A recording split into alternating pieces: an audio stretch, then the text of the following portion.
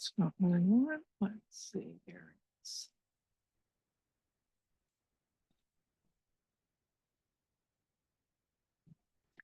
So what I'd like you to do is to start by connecting with each other, and we'll take a deep breath in. And as you breathe out, just release any of the places that you've already been today, the energy from other Zoom calls, from having been out and about doing errands, any kind of energy that that draws you away from being present right now. And then as you breathe in, be aware of the good things that surround you, the precious, loving, sentient energies that are all around. And as you breathe out, release those as well. Feel any tension in your body leaving. Allow your shoulders to relax, your jaw and your hands to unclench. Even your toes feel nice and warm and relaxed. And this time, as you breathe in, go into the center of your body, the place that's called your still point, from which all creation occurs. And as you breathe out, set an intention for something that you'd like to do by being here today. Welcome, Angela. Great to have you here. We're just starting in by tuning into each other. So as you breathe in, set that intention for what you'd like to get out of today's gathering. Enter into your infinite sacred heart and feel your true and eternal self deep within. Connect to your highest energy, your highest octave self. Connect to the creator of all that is. Whether you call that God, goddess, the great being, the universal creator, great spirit. And connect to all sentient beings everywhere, including 8.4 billion humans. See the humanity as a collective, and imagine and feel the divine spark in everyone. The fire of love within. It may be hard to see in some people, but know that it's there. And now let's connect with Mary Magdalene. Feel her energy.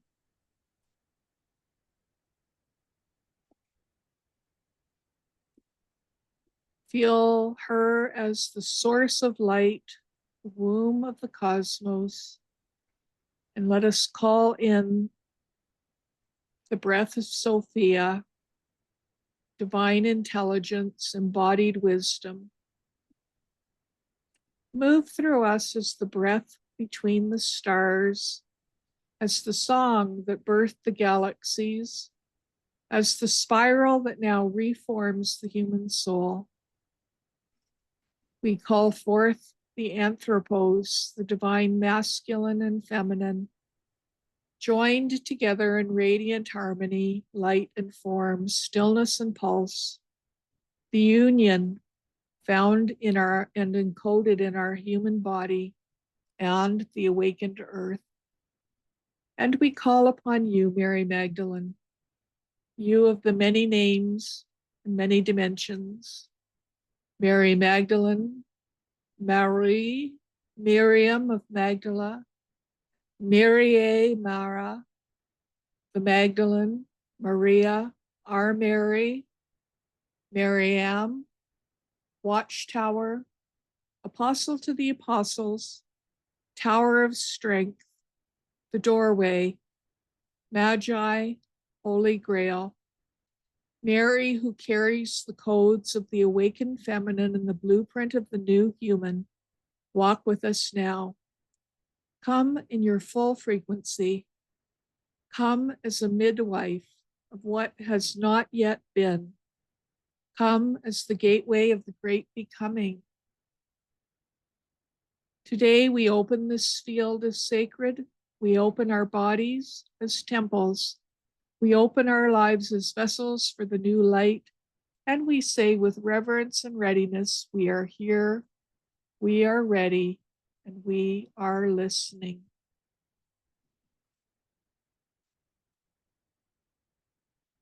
Sink even further into stillness. Feel yourself soften and surrender and access the deep inner flow of sacred energy, the effortless evolutionary creation that you are. All is possible here, and all is given to you when you ask for what you desire through your sacred prayers and petitions. Allow the breath of life, the Holy Spirit, Ruah, to move through you. Remember, you're a sacred instrument of co-creation. Consciousness, you are part of the oneness, and you are one. Awaken to this new level of awareness of your ability to bring in the divine goddess and God qualities. And notice Mary Magdalene before you in her light body. Let her help you bring in heaven into your internal and external self in this immediate moment. Allow Mary to align your energetic body with joy, love, gratitude, and bliss. Feel your heart expanding as you receive and remember this joy and divine grace. As we go through our celebration today, listen to the guidance of Mary Magdalene and open in new ways to receive her holy blessing of clarity. Allow it to enter your holy womb space. Even if you have no physical womb, your etheric womb welcomes new creations. You're a vessel for love, creator of life. Breathe now and be aware of the smells around you. Hear any sounds. Wiggle your fingers. Come on back in. And we'll light a candle. A candle of remembrance.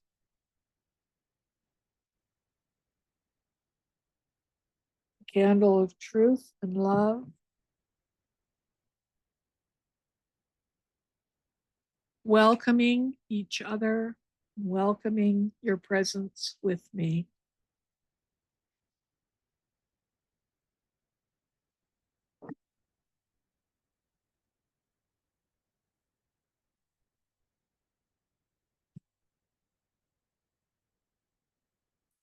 Now, I wonder if you have any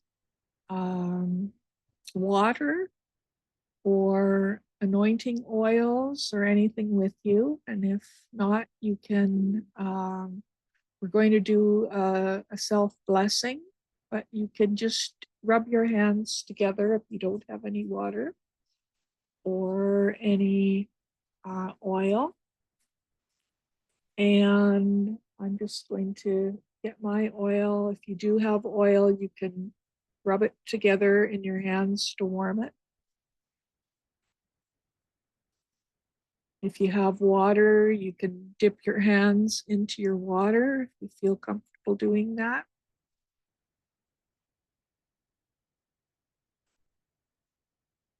And if you have none, as I said, just rub your hands together, open them up, and feel the energetic ball. You can move your hands in and out, back and forth, and take that energy, apply it to your third eye. May I think with divine clarity.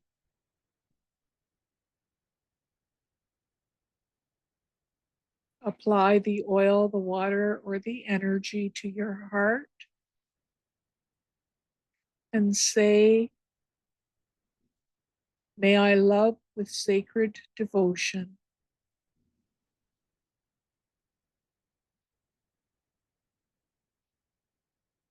And now put the oil, the water, or the energy on your solar plexus, on your womb space, and say, may I create with Magdalene's grace, blessing yourself and your womb area, your sacral center.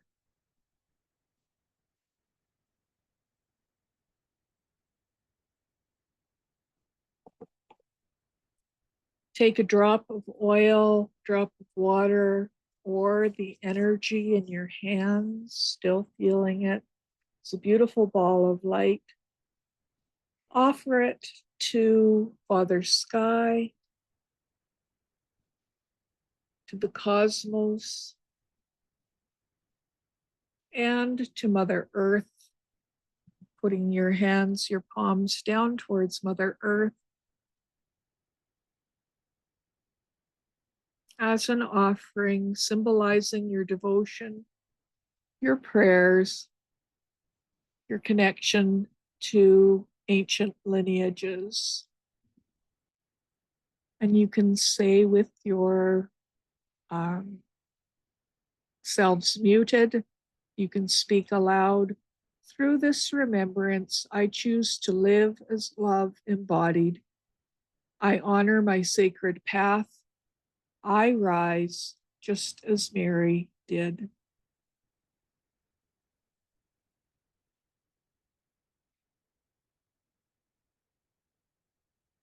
Okay. So now we're going to do a guided visualization with Mary, and that'll take us into even deeper connection with her. Remembering that on this feast day, there's a lot of truths that we know about Mary and a lot that comes through in our hearts, in our higher conscious minds. So accepting whatever comes through to you, trusting that any messages that you receive that are loving are meant for you. Open your heart and your mind as we see ourselves, as you see yourself, stepping into a beautiful, etheric setting. It could be anywhere on earth that you love. And notice that there's a temple in front of you that you've never seen before. You walk up a path. Around you are beautiful flowers blooming. You can hear birds singing, the rustle of animals in the bushes. And you step in front of the temple walls, the temple door. Here you meet a priestess who has anointing oils in a large porcelain vessel, a big jug, almost as tall as you are. She asks your intention, and as you tell her, she takes her ladle and offers you some oil. She anoints you. As you feel all of the energies that no longer serve you drip, drip, dripping off of your body, off of your energy fields, and you walk through the now open doors of the temple, joining the women who are here today, joining women from past, present, and future, women who honor Mary Magdalene, who honor the divine feminine, the divine masculine that makes us whole together.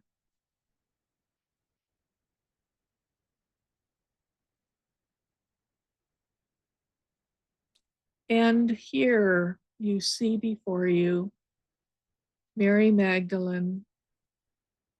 She comes up to you with open arms and enfolds you. She takes you into the temple gardens and you walk together. The stillness around you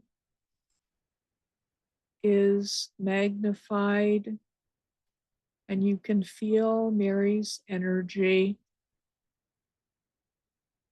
in waves coming towards you, this feeling of extra special love that you've never felt this deeply before. A feeling of unconditional acceptance, and a feeling that she is there in this moment just for you, wanting to know and understand you, sharing her love.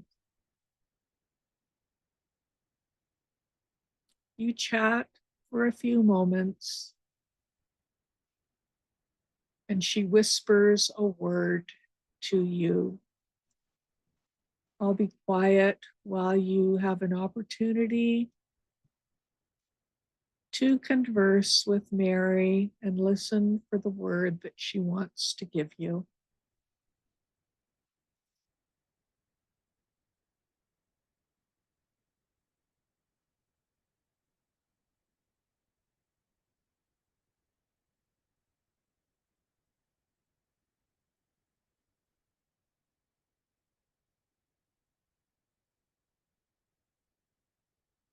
You let the word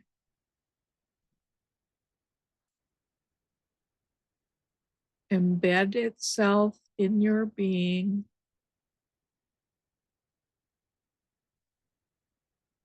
You sit with Mary in silence, in still presence,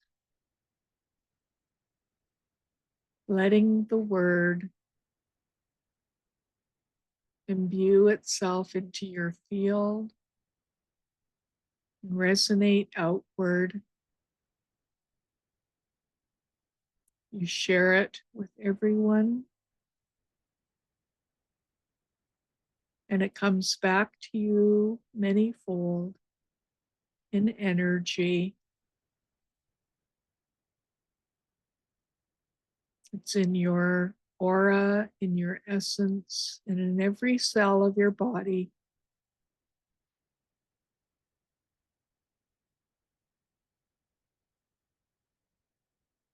This word, accompanied by Mary's love, and you feel empowered to move forward in the way that your heart has been longing to do. Perhaps it's something that you hadn't even thought of yet. But in this moment, you know the next small baby step that you can take to move forward.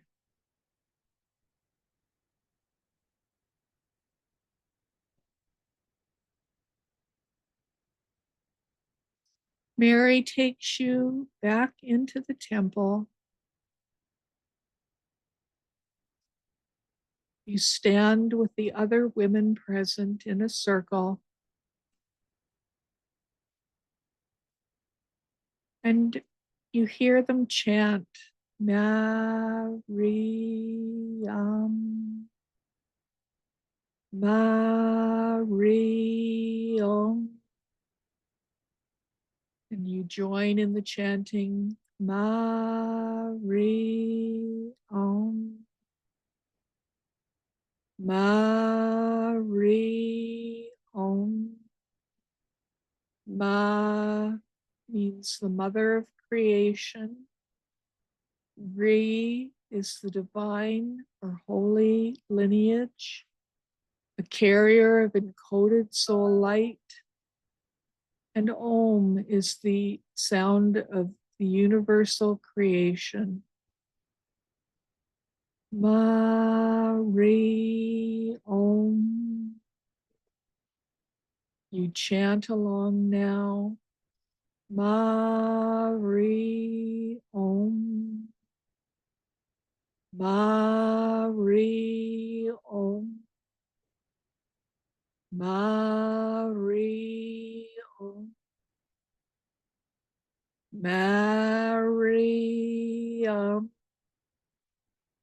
Mariam. Mariam. You feel your heart expanding as you chant. You feel the love in every cell, the light that is moving, the grace.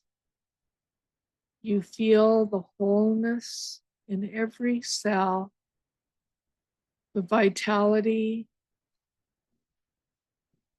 Everything is all right in the world and in your life right now. It's time to return, to leave the temple. Put your hand on your heart and say, I rise in truth. I radiate in love, and I walk the path of remembrance. I rise in truth. I radiate in love. I walk the path of remembrance. And now return to the room here.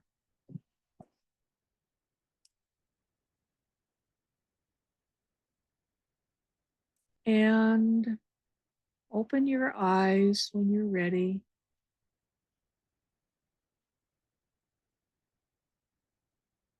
You may want to make a sacred gesture, rising your hands to the sky, anchoring divinity within your body. You might want to stretch down and touch Mother Earth. Feel her through whatever surface your feet are on. Reach your arms out wide as if you were going to touch the person next to you in their Zoom box. And feel your shoulder blades as you move your arms backwards. Your shoulder blades where your angel wings are emerging. Your etheric wings of highest vibration.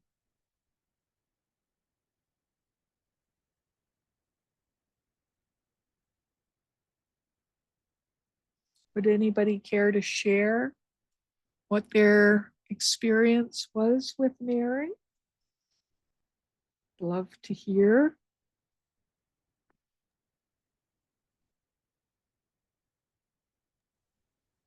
Well, for me, go ahead, Deb. Oh, no, go ahead. I was thinking about today is also the day the sun goes into Leo, and how Mary is very Leonian. She's a leader. She's creative. She's full of self-expression. And, we know way beyond that. So I was seeing those gifts, like she was carrying those gifts, wearing those gifts and being those gifts. And she gave me a gift. And it was just very profound. Yeah. Beautiful. So thank you for doing that. Thank you, Mary Fran. Thank you for accepting your gift and receiving it from Mary Magdalene. Thank you. Deb, would you like to share? For me, it's like it's so time for Mary. It's so time for the feminine divine to come and heal all this pain that the earth is in, that the universe, everything is in right now. That it's time for her to be acknowledged and for us to allow her to be here, and for us to be a part of that. And for me, she told me to be happy, which is something that I struggle with in these times. But her message was to be happy. In reality, the truth of the being is that it's all divine. Beautiful. Thank you so much for sharing her message to you and for sharing the truth of your words. I appreciate that.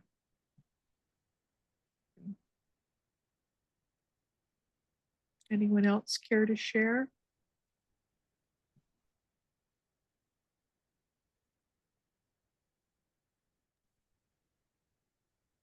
Can you hear me? Yes, thank you, Winnie. My camera on the laptop is not working, so I'm using my cell phone. Well, I felt her presence, like she had this pretty outfit, just wrapping it around me, colorful, wrapping it around my whole. She didn't say anything. She just kept wrapping my body with this long gown, like a sheer fabric, and it just wrapping around me. And I just felt calm, but no conversation.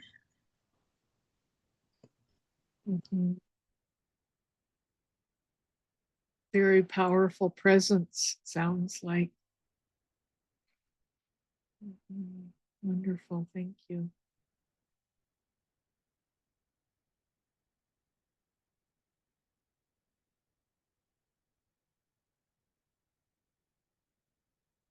Anyone else?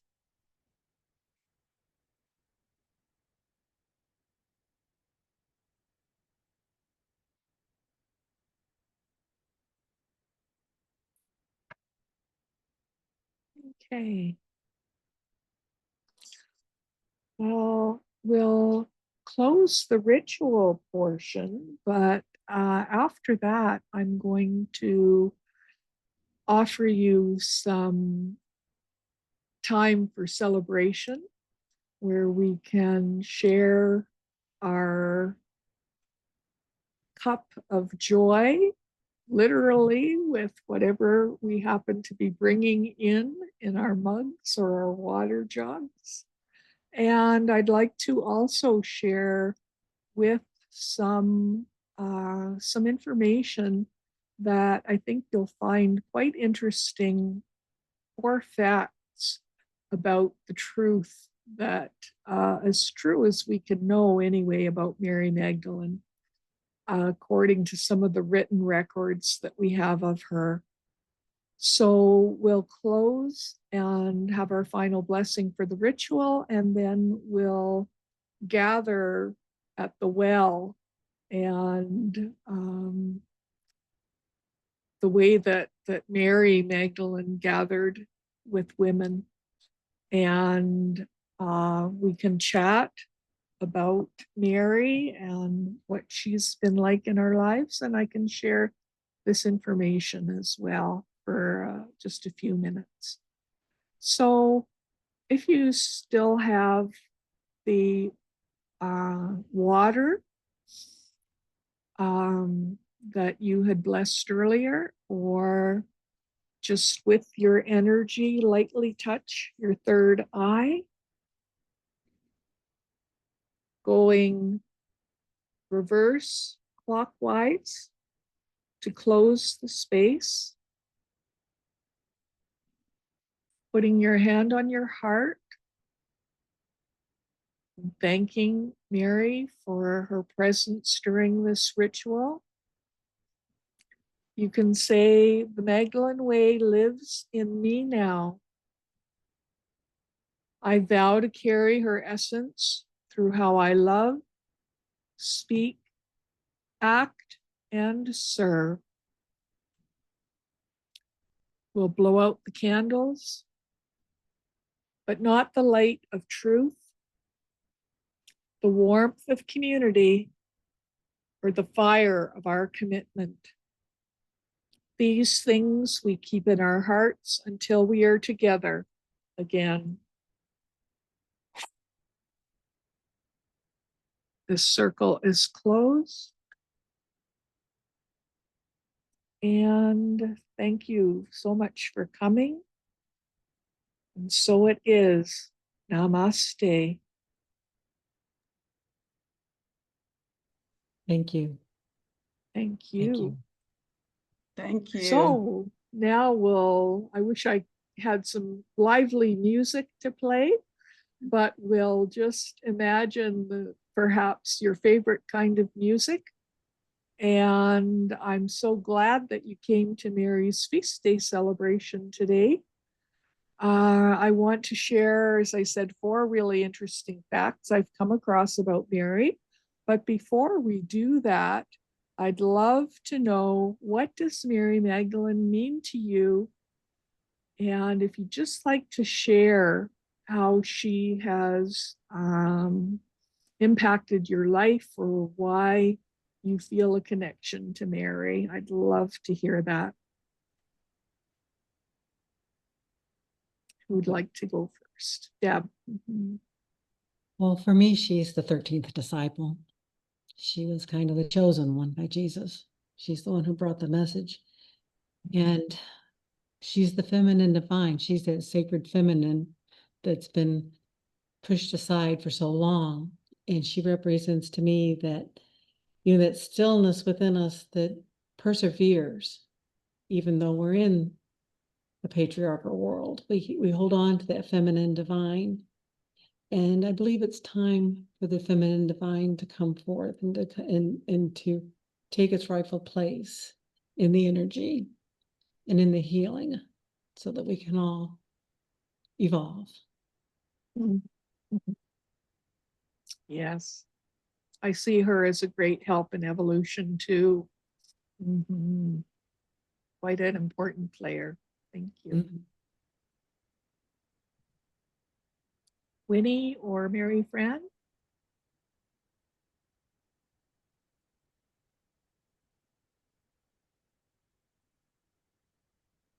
This is new to me, so I'm still trying to acclimate myself to it. I got to know it through you, Deanna,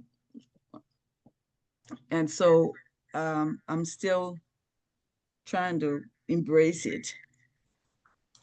But I know she's of Jesus, and I know um, she means well for us, and so I get to know more about her. Mhm. Yeah, great. Thank you. Well, for me, Mary was the alternative to the Blessed Mother, the alternative, because all I knew as a child was the patriarchal view that Mary Magdalene was flawed and yet loved. So that's what I wanted. You know, I knew about the flawed, so I just wanted the love. And so that was my introduction. And yeah, I love this new version, the updated version, and you know, I aspire to be more like her. That's Mm. that's what's up.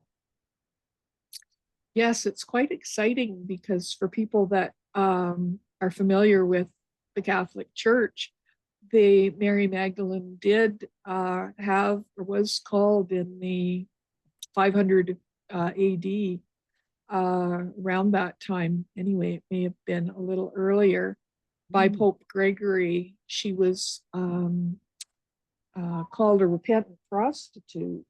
Yes, yes. And so in 1969, I believe it was, the Catholic Church came out and said that she was not a prostitute, that she, and they, in just even more recently, in the 2000s, maybe 2020, I'd have to check my dates, but she, with the Mary Magdalene's Memorial Day, which had been celebrated for many years, uh, was elevated to a feast day by Pope um,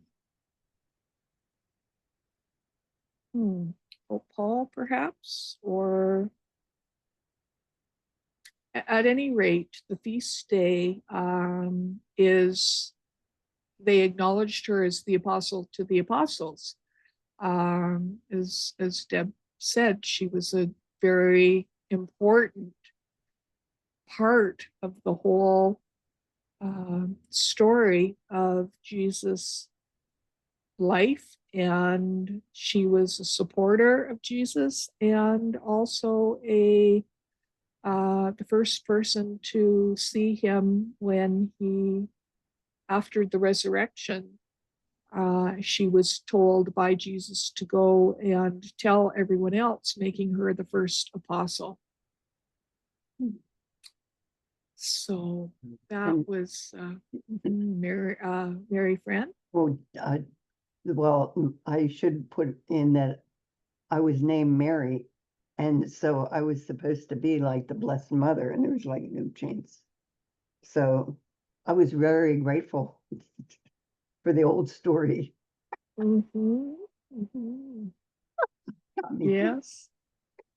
Yes, I think that there was a lot, people got a lot of value about that as well, knowing that mhm, if Jesus could right, forgive that's right. the prostitute, Yep, that there was hope for them. yes. So yeah, there was a Mhm. lot of good that people got out of that story as well. Yeah. Yeah. So Um, just quickly to tell you these 4 facts that I wanted to share. Um, The first one, well, first, if you know me at all, you know how much I love Mary Magdalene. She's been part of my life since I was 10 years old. And every time I learn something new about her, it feels like another piece of the puzzle clicked into place. So these facts aren't just dusty old facts from the past. They're stories that have invited us to see Mary Magdalene differently, to see her as someone with wisdom, presence, and spiritual authority, as someone whose voice wasn't lost, but perhaps covered up, forgotten, or misunderstood. So these are sacred references about her. She's named 12 times in the Bible, in all four canonical Gospels: Matthew, Mark, Luke, and John. And that actually, even though 12 doesn't sound like very much, it makes Mary Magdalene one of the most mentioned and significant spiritual women in the New Testament. She's named more than most of the apostles. And she stood at the crucifixion, came to the tomb, and was the first to witness and speak the resurrection, as I said. Her role then hasn't been as a hidden woman, it's central, visible, and sacred. And she's remembered for her presence, devotion, and the power of being truly seen. The second place that she's mentioned is in the Gospel of Mary, which has an interesting history. This text was found in Egypt in 1896, and two additional Greek fragments were later discovered, one in 1897 and published in 1983, and another one published in 1938. So the Gospel of Mary Magdalene was kind of interesting because it disappeared. Once it had been found, it ended up in Berlin, sitting on a scholar's desk for decades, and it was nearly forgotten during the First World War. It wasn't until 1955 that it was finally published, and in that time it was published in Coptic language. During that time, there were global crises and circumstances in his life. I think he may have even died, but the text lay dormant, waiting for its voice to be heard again. Today, it's called the Berlin Codex, and it's preserved in Germany's Museum of Egyptian Art in Berlin. And you can get glimpses of its pages there. The Gospel of Mary never actually names Mary as Mary Magdalene. So some scholars have speculated that maybe it actually refers to Mary, the mother of Jesus. But most scholars do say they think it's about Mary Magdalene and that they link the teachings to her spiritual presence. This text has been dated back to the 2nd century, and it shows Mary as a visionary leader and teacher, someone who got important teachings directly from Jeshua, Jesus, and that the truth that Mary understood, other people like the disciples didn't fully grasp. In this gospel, one of the scenes that really delights me is where the disciples are afraid of going out to teach the way, and Mary is full of inner knowing that the disciples want to discover. So they ask her what she knows that Jesus didn't tell them. And when she tells them, they reject her. And they say, well, Jesus wouldn't tell a woman something so important. Mm-hmm. And even with all that, she's still pardon me, she still embraces them and calms them and helps them to get their courage back again so that they go out and are prepared to teach. Now, that gospel also tells a powerful fragment of Mary's spiritual journey. You may remember, or you may know if you're familiar with the Bible, that Luke said that Jesus cured her of 7 demons. But this gospel tells a story of Mary climbing upward from the depths in her evolutionary ascent. And on this climb, she meets gatekeepers, beings who at first refuse to let her ascend to the higher realms. But she speaks back to them, stands in her rightful authority, and they ultimately let her come through the gates, moving higher and higher up. Now, in this gospel, several pages are missing, so we only can put together glimpses of this story, but it's quite a vision of her inner ascent. And so, as I said, with Luke's story of her being cured of 7 devils, it could really have been that this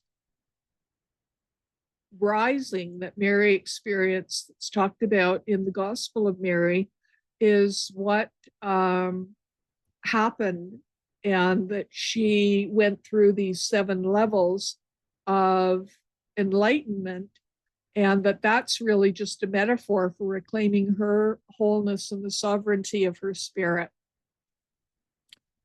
So another fact that we could assume is from the Nag Hammadi texts. These were found in 1945, and Mary Magdalene is named in at least 4 of the texts. These writings were dating from the 2nd to the 4th century, and they offer glimpses of Mary as a deeply revered, and spiritually awakened figure.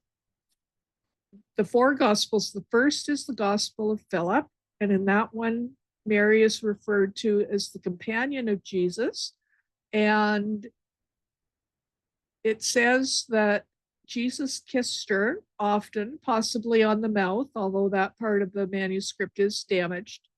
It highlights, though, that Jesus loved her more than the other disciples, and it leads people to question the nature of their spiritual bond. Were Jesus and Mary in a relationship? Were they married? So that's kind of raised those questions.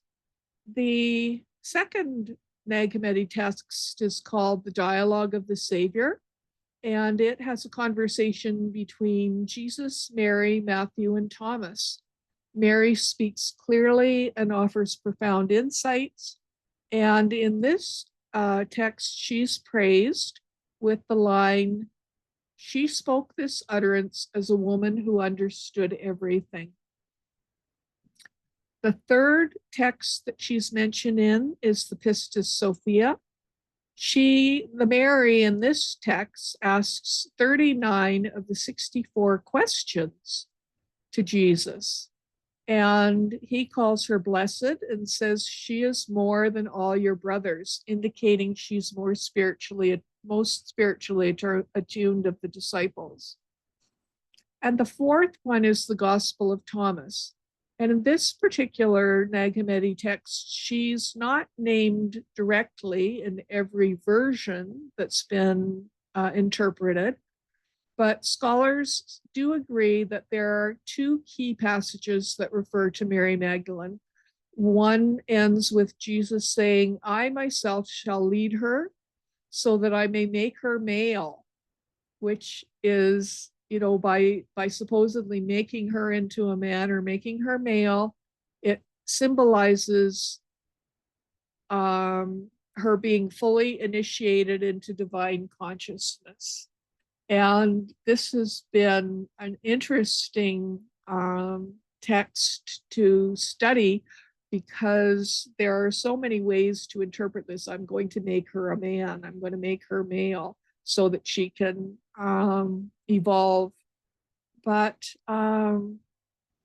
these ancient texts are honor her for her clarity, her courage, and her direct connection to the sacred. The fourth fact that I want to share with you is something that's really exciting, and it's just come to the attention of scholars and people who love to get to know Mary Magdalene in the last couple of years. In 2016, a woman called Elizabeth Schrader Holsker uncovered evidence while she was researching ancient manuscripts for her doctoral dissertation at Duke University. In the past, when you were doing research, you'd have to travel either to the sites where the manuscripts were housed, or you'd take a chance on reading someone else's translation of these texts. But now, with the ability to go online and actually see pictures of the manuscripts, they take pictures and then you can see what the originals looked like. Elizabeth's PhD advisor told her that she wanted Elizabeth to look at these original manuscripts. And when she did, when she went to the earliest known versions of the Gospel of John, Papyrus 66, dated in the late 2nd century, she found signs that the name Maria or Mary had been edited and overwritten to read Martha in John chapter 11. And the verse in question, John 11:27, is where the sister of Lazarus, Martha, makes a bold declaration of faith. She says, "Yes, Lord, I believe you are the Christ, the Son of God." In most Bibles today, this confession is attributed to Martha. But what Elizabeth found was that there were some unusual editing marks and name substitutions, which strongly suggest that it may have originally referred to Mary of Bethany. And many people today would argue that Mary of Bethany was actually Mary Magdalene. The two were the same person.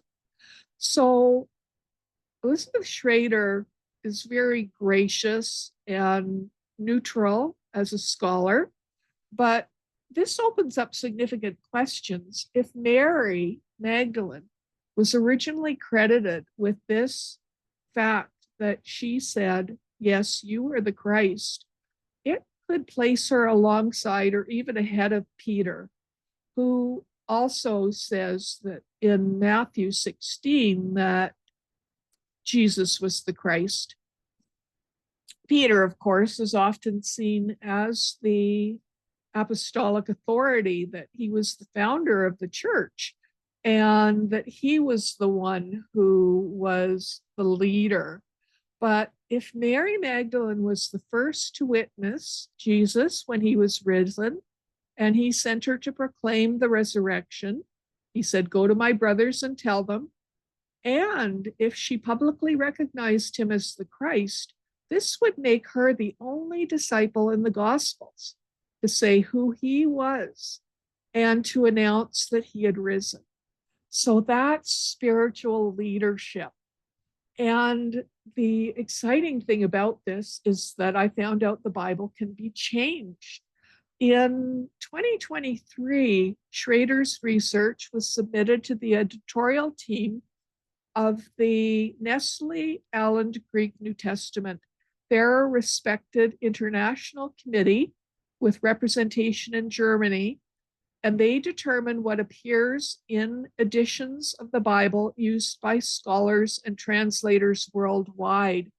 So if the committee accepts this evidence, future Bible editions may include a footnote or a revision saying that it was Mary that said, that proclaimed that Jesus was the Christ. It would publicly acknowledge that her voice, which has been muted all these years, by an editorial slip of the pen, or purposeful or not. It's pretty amazing to me. This manuscript looks like Mary may have been the one to say that Jesus was the Christ and not Martha. So this really excited me. And the fact that there's this committee in Germany that decides what's going to go into future editions, Mary's voice could possibly be restored in our lifetime. So that just really gives me chills. So I do want to leave you, though, with a significant reminder. All these texts, whether in the Bible or the Gnostic Gospels, were written by humans.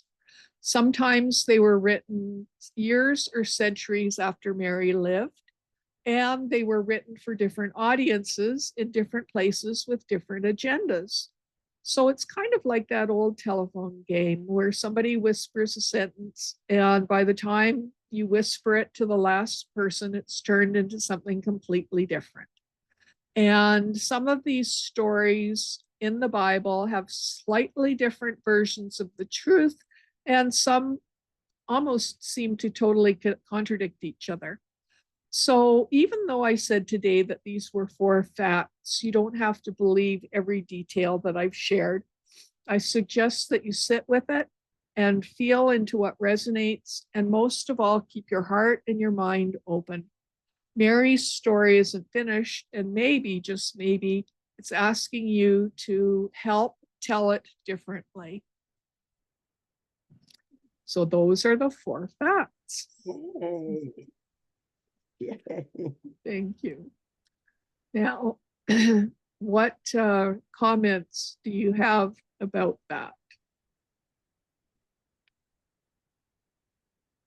It could change a lot of things if that goes through, if they really do recognize her. And when you were saying that it was written, a long time ago, the Bible, of course, but it was also written by men. I don't think anything was written, or at least published, by a woman. So, they had their agenda, because you got to keep the patriarchy going, right? You can't put anything in there good about a woman. So, and we're still fighting that somewhat, but it's a little better now, probably. At least in some places. In the US, not so much. Yeah. Any other thoughts? I'm keeping my fingers crossed. I hope it happens in my lifetime. It'd be very exciting. Yeah. I hope it happens in mine too. Yes, well, surely yours. If it happened in my time, it'll be your time too. Well, let's drink a toast to Mary and to the divine feminine rising again. Here's to Mary. Mm.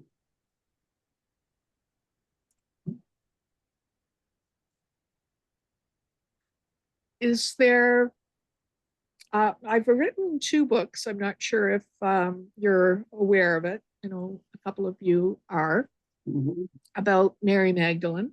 One's called Walking in Love, one's called Walking in Wonder. And they're spiritual fantasies and alternative histories that talk about what if Mary was a teacher and a leader, and what would her life have been like? What contributions would she have made? The first book talks about her walking around Galilee with 7 followers and women followers. And she meets them at wells and meets the other women in Galilee at wells and at streams where they're doing their washing. And she teaches the way of love. And the second book, Walking in Love, is about her meeting with Jeshua Jesus, and the two of them and their disciples head off to Jerusalem, and we go through the Passion and the week before Jesus was crucified. We go through the crucifixion, the resurrection, the ascension, and Mary working with the apostles to develop and promote the church, the way of love that Mary and Jesus Jeshua taught. So I'm just looking at the fact that we're pretty much out of time. I was going to read a little bit from those books, but I think we'll probably, rather than keep you and read, I'll just mention that the 2 texts that I was thinking of, the excerpts that I was thinking of reading, are the first one was just a summary of my experience with Mary. As I said, I met her for the first time, or she came into my life for the first time when I was 10 years old, when my father had a critical illness, a life-threatening illness. And then I prayed, and I went to the Bible because it was Easter week, and I read the story of Mary and asked her to come into my life and to help save my father. So I tell that story in the Walking in Love. And then the first part of the book is a bit of a summary of Mary and her 7 followers, and how they had walked through Galilee, and they are wondering whether Mary would continue to teach women when she got to Capernaum, like she did in Nazareth, or whether she would teach with Jeshua like she had done before they began traveling separately as a sisterhood. And they talk about that. They are headed for Peter, the apostle, or well, at that point he was a disciple. They were headed for Peter's home, where Jeshua was staying. And then they get together, have lunch with all the disciples. And during that time, the other part that I was going to talk about was where Mary and Peter clashed and had an argument because Peter was telling her that that he thought she was teaching the way in a different way, that she was making it sound like it was all her idea. We know from the first book that she was quite influential in my imagination, and perhaps this has been suggested by others that she did have a lot of influence in creating the way, the program that they had downloaded from God, but then they had developed it so that they would teach it to people in the Holy Land. So Peter criticizes Mary, saying that she is not teaching this properly, that she can't change things to suit her. He says that she needs to either teach the women, or more preferably to tell the women to encourage their husbands to come to Jeshua's talks, or to continue to donate her money towards getting the way out there. And Mary should stay in Magdala and live a godly life and be silent. That's appropriate for a woman, is what Peter says in the book. And Mary, all the disciples and everyone stop and they're just listening. They're kind of struck by this discussion that the two are happening. And Mary talks back and says, Simon Peter, I'm glad that you have brought your discontent into the open here today. However, have you not heard how I teach the way? You seem to have forgotten Jeshua and I studied together. We speak to different individuals who will understand one another of us best. Our message is to love as you want to be loved. It is based on the same love of our Creator. It's essential we start with ourselves within this group. And she looks at all the followers.